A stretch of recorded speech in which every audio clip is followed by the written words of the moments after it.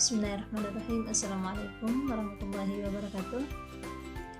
Kembali lagi dengan saya Nurjana, mahasiswi PJJPAI UIN Syabar Syekh Nurjati Cirebon. Di video pembelajaran kali ini saya akan membahas tentang wudhu pada bab Thaharah di mata kuliah praktek ibadah. Dosen pengampu saya adalah Bapak Ahmad Khomeini Syafi'i MAG. Puji syukur kehadirat Allah Subhanahu wa Ta'ala yang masih memberikan kita kesehatan dan kesempatan sehingga kita masih dapat terus belajar dan memperdalam ilmu agama. Semoga video pembelajaran ini dapat bermanfaat dan dapat kita praktekkan tata cara bersuci sesuai dengan tuntunan dan ajaran Rasulullah Shallallahu Alaihi Wasallam.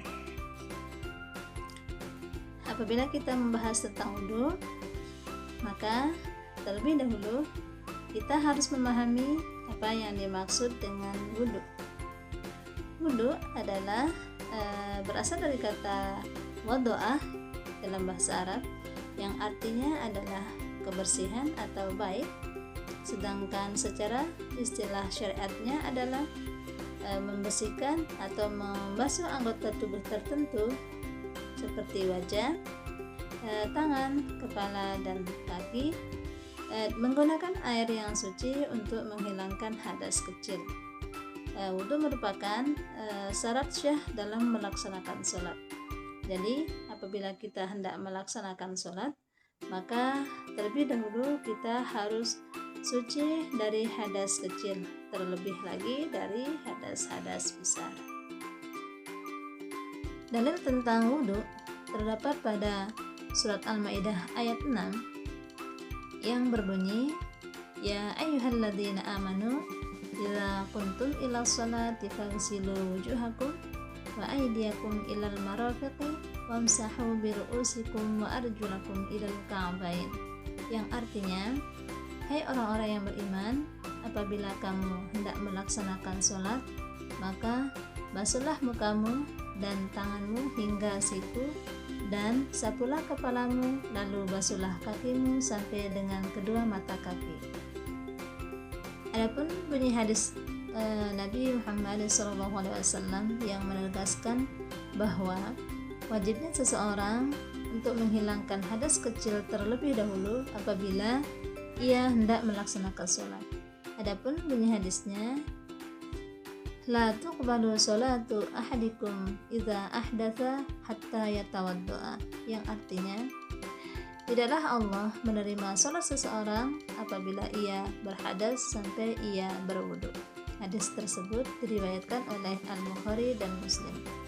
Jadi kita sebagai seorang muslim, setelah kita mendengar dalil dari Al-Quran dan hadis Nabi Muhammad SAW, apabila hendak melaksanakan sholat, maka haruslah kita terlebih dahulu suci dari hadas kecil, terlebih lagi hadas besar.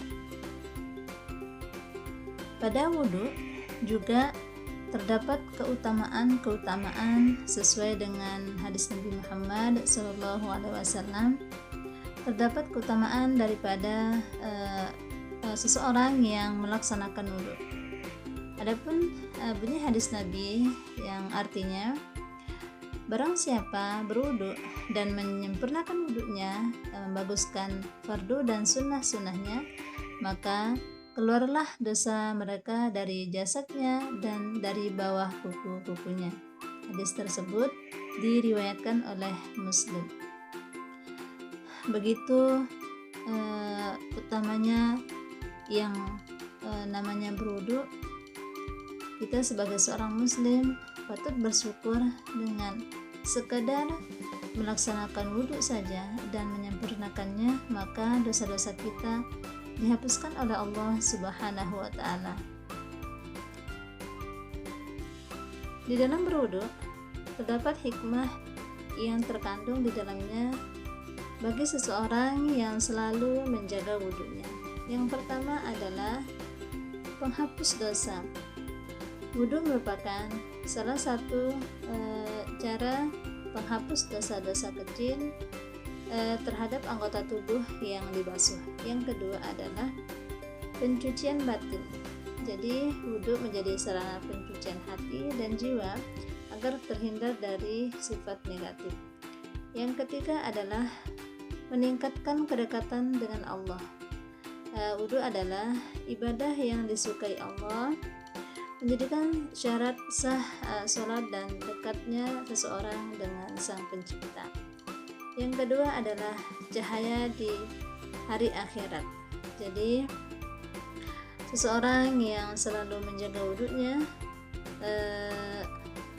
di akhirat kelak ditandai dari cahaya wudhu seseorang tersebut. Seseorang yang selalu menjaga wudhunya akan dikenali dari cahaya wudhu yang selalu dijaga saat di dunia.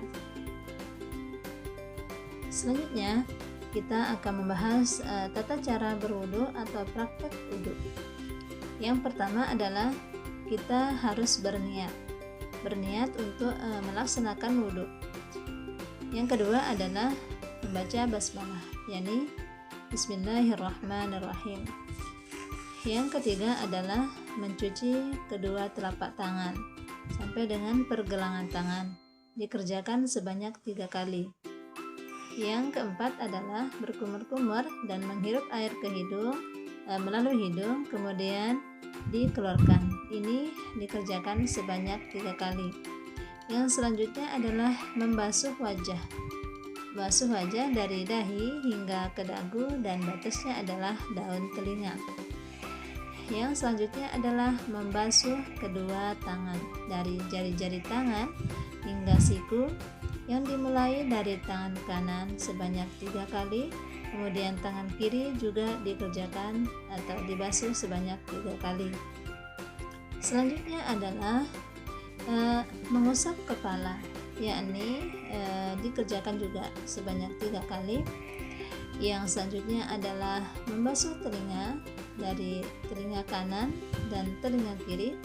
Ini juga dikerjakan sebanyak 3 kali, yang dimana telunjuk atau jari kita telunjuknya berada di dalam dan ibu jari berada di luar.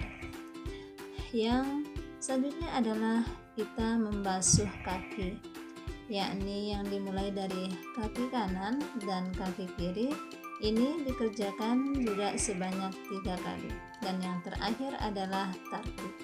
Tartib yang berarti tidak dilakukan secara acak, melainkan dikerjakan secara berurutan. Setelah kita melaksanakan wudhu, maka selanjutnya kita harus berdoa. Adapun bunyi doa setelah berwudhu, yakni asyhadu an la ilaha illallah wahdahu la syarikalah wa asyhadu anna muhammadan abduhu wa rasuluh. Allahumma ja'alni minat tawwabin wa ja'alni minal mutatahhirin. Yang artinya, aku bersaksi bahwa tidak ada Tuhan selain Allah yang Maha Esa, tidak ada sekutu baginya, dan aku bersaksi bahwa Nabi Muhammad adalah hamba dan utusan Allah. Ya Allah, jadikanlah aku termasuk dalam golongan orang-orang yang bertaubat, dan jadikanlah aku termasuk golongan orang-orang yang bersuci. Jadi setelah kita melaksanakan wudhu, maka terakhir adalah kita harus berdoa. Apabila wudhu dapat dikerjakan menghadap kiblat, maka dilakukanlah menghadap kiblat, karena itu adalah tata cara berwudhu yang lebih afdol. Jadi kesimpulannya adalah berwudhu merupakan tindakan pencucian diri yang melibatkan niat dan beberapa langkah tertentu. Wudhu menjadikan syarat sah dalam melaksanakan sholat dan ibadah lainnya. Selain aspek spiritual, berwudhu juga memberikan manfaat kebersihan fisik bagi individu yang melaksanakan atau melakukan wudhu tersebut. Demikian pembahasan tentang wudhu. Semoga video ini bermanfaat untuk kita semua. Lebih dan kurangnya mohon maaf. Wassalamualaikum warahmatullahi wabarakatuh.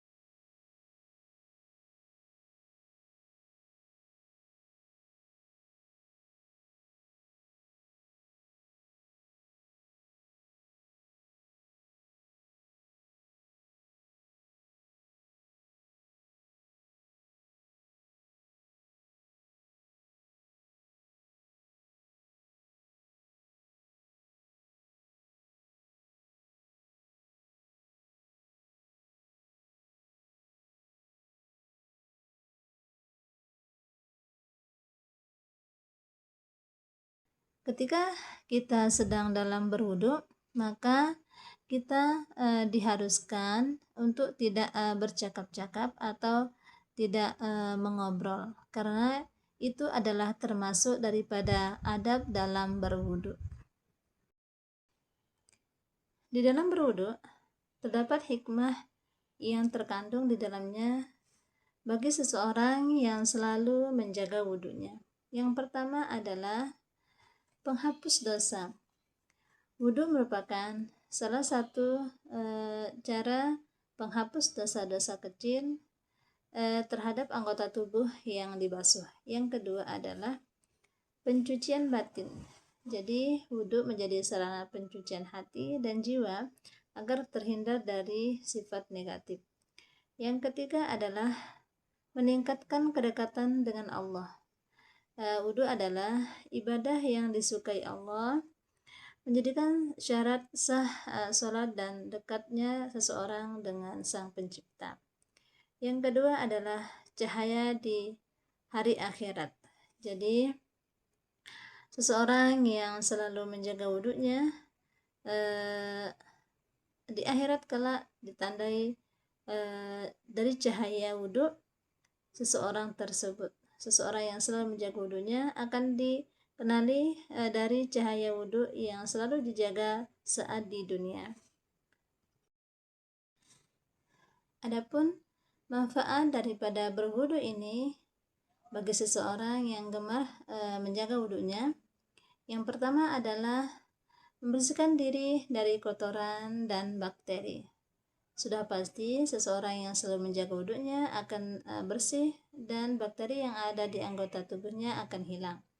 Yang kedua adalah mengurangi stres. Jadi wudu juga dapat menghilangkan stres terhadap seseorang yang mana wudu tersebut menjadikan seseorang tersebut menjadi lebih rileks. Yang ketiga adalah meningkatkan kualitas sholat. Jadi seseorang yang berwudu dengan cara yang baik sesuai tata cara berwudu, maka sholat mereka akan lebih khusyuk. Yang keempat adalah meningkatkan kesehatan kulit. Jadi anggota tubuh yang dibasuh akan bersih dari bakteri-bakteri yang ada pada kulit yang dibasuh tersebut. Yang kelima adalah meningkatkan kesehatan gigi dan mulut. Jadi seseorang yang melaksanakan wudu, urutan daripada wudu yang keempat adalah berkumur-kumur dan menghirup air melalui hidung kemudian mengeluarkannya. Itulah yang menyebabkan mulut seseorang menjadi lebih bersih dan dijauhkan dari bakteri-bakteri mulut yang ada di dalamnya. Yang selanjutnya adalah membantu kesehatan mata. Jadi mata juga dapat menjadi lebih sehat apabila kita selalu menjaga wudhu kita. Yang ketujuh adalah meningkatkan kesegaran tubuh. Jadi seseorang yang gemar dalam menjaga wudhunya dapat menjadikan tubuh tersebut atau tubuh seseorang tersebut menjadi lebih segar karena dibasuh atau terkena oleh air wudhu. Jadi kesimpulannya adalah berwudu merupakan tindakan pencucian diri yang melibatkan niat dan beberapa langkah tertentu. Wudu menjadikan syarat sah dalam melaksanakan sholat dan ibadah lainnya. Selain aspek spiritual, berwudu juga memberikan manfaat kebersihan fisik bagi individu yang melaksanakan atau melakukan wudu tersebut. Demikian pembahasan tentang wudu. Semoga video ini bermanfaat untuk kita semua. Lebih dan kurangnya mohon maaf. Wassalamualaikum warahmatullahi wabarakatuh.